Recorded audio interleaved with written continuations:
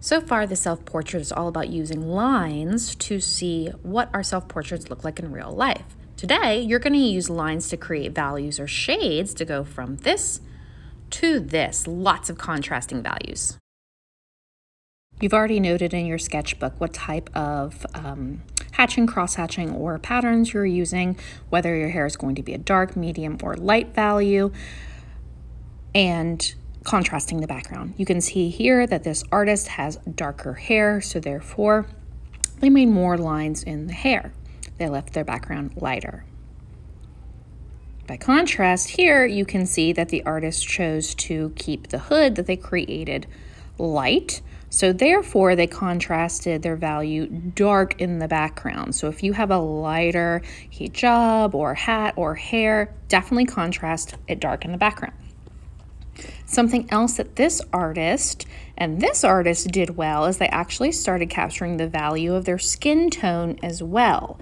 So you can see here they're capturing kind of like a mid-tone with these kind of like larger marks. They also got pretty spicy with their patterns and started expressing themselves. Love it.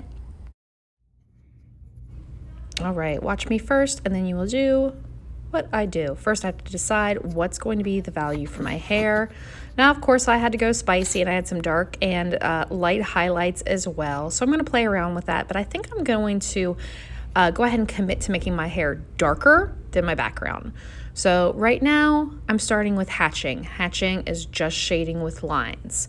That is totally fine. If you just want to do hatching for your entire self-portrait, you totally can. Another choice is doing some cross-hatching as well. Use your Post-its to help cover up areas that you don't want to use. Notice I'm even going to use my Sharpie pen to do a quick little shade in on my pre-image to be like, okay, I want those shapes dark. Remember, mark up your pre-image as much as you want. That's the picture that I printed out. Okay, I think for this box, I'm going to go a little spicy. Here. So instead of hatching or cross hatching, I'm going to use a spiral pattern just because, well, it makes me happy. I love spirals. So you can see here, the more marks that I make, the darker it's going to be. The less lines I make, the lighter it's going to be. All right, looks like that area is dark, so I want to make my lines pretty close. Remember, making patterns with different types of line is definitely a spicy option. Personally, I think it looks more artistic and aesthetically pleasing. I just find it more beautiful. Notice those highlights. I still made marks, but I left those lines pretty far apart. And that's what you're doing. Noticing I'm going only one square at a time.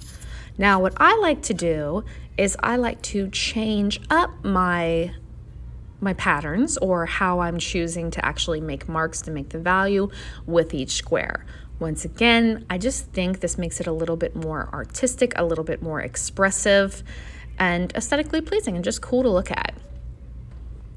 All right, I'm going to do cross-hatching with this one. So I know that I'm going to make my lines closer together to make them dark. Now, I understand some of you don't have those different values in your hair. Maybe it's just looking all dark. I want to show the textures and highlights in my hair. That's why some of my areas are darker and some of them are a little bit lighter. Understand that.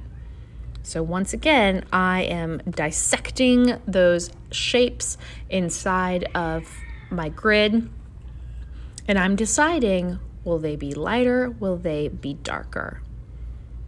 Because I decided to really just commit to making my hair darker than my background, I'm not even worrying about my background right now. Of course, if you have a lighter head covering or lighter hair, you definitely want to spend your time contrasting a darker value pattern in that background. It's really all about your choice. All right, so I'm done with row 1. That took me about, I don't know, anywhere between 13 and 15 minutes, and then I got to finish row 2.